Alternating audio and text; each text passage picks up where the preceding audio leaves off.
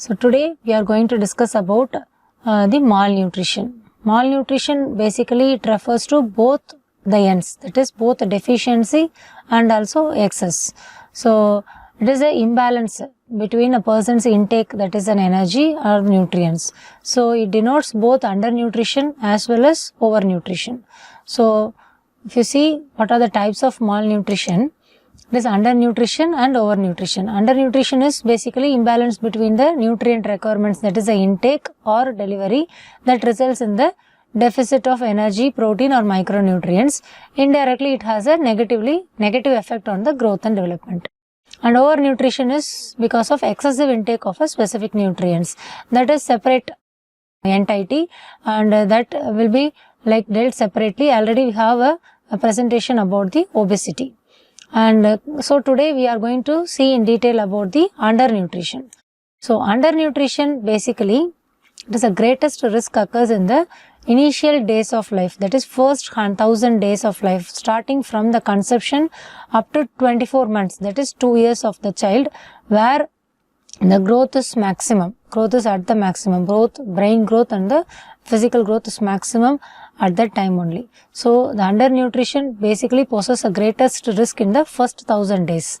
What are the anthropometrical measurements which are commonly used to assess the undernutrition is weight for age. It is commonly used.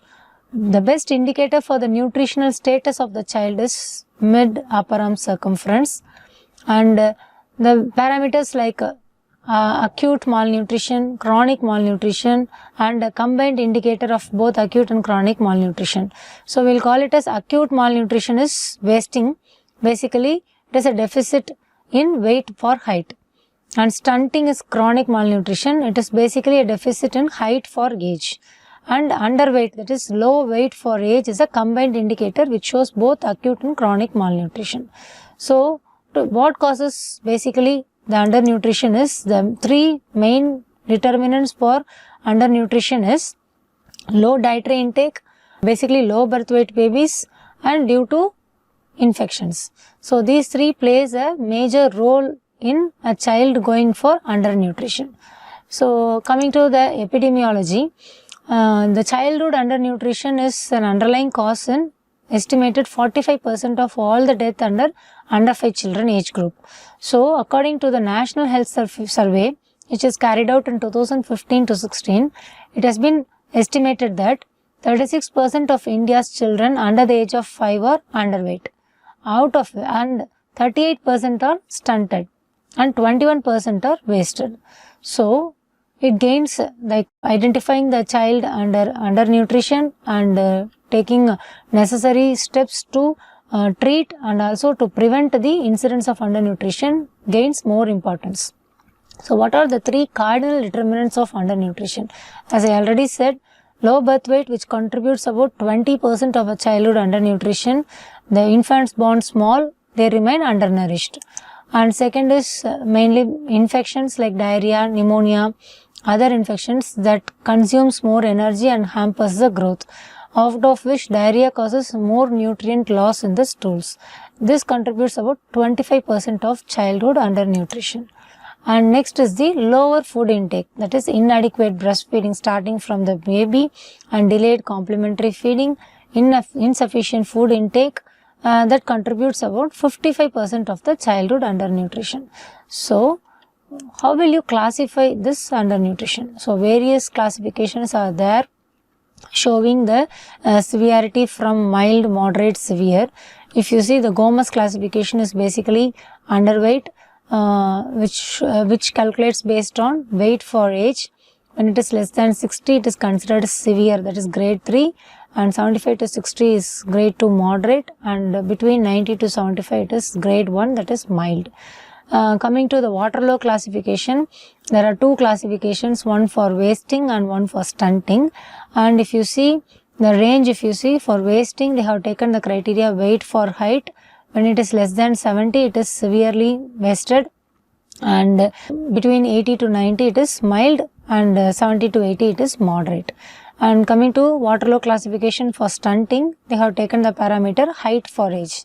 So less than 85 is considered as severely stunted, and between 85 to 90 is moderate, and 90 to 95 is the mild range. So these are all this Gomes and Waterlow classification is based upon the percentile chart.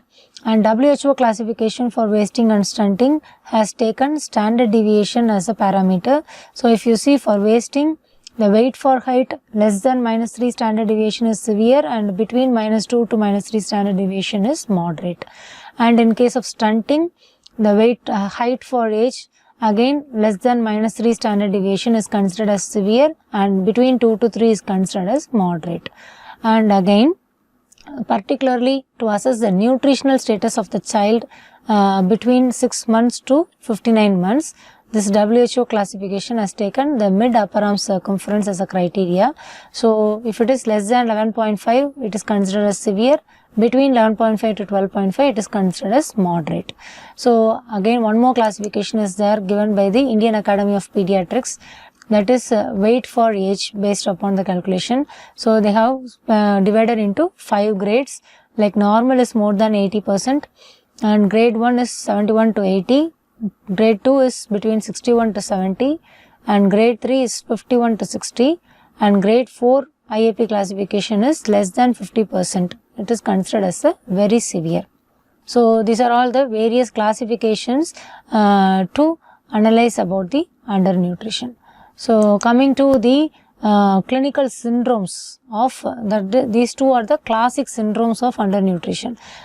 Previously the name has been given like protein energy malnutrition, but nowadays that name we are not using because it oversimplifies the complex multi-deficiency etiology.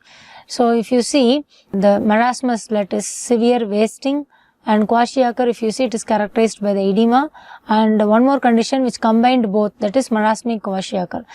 These are all the common terms, classic syndromes which is used on the context of undernutrition. And we are not taking the height, that is stunted children, as a priority, because the stunted children, they are not like acute clinical care, because their deficits like height cannot be corrected in the short term. So that we are not taking into criteria.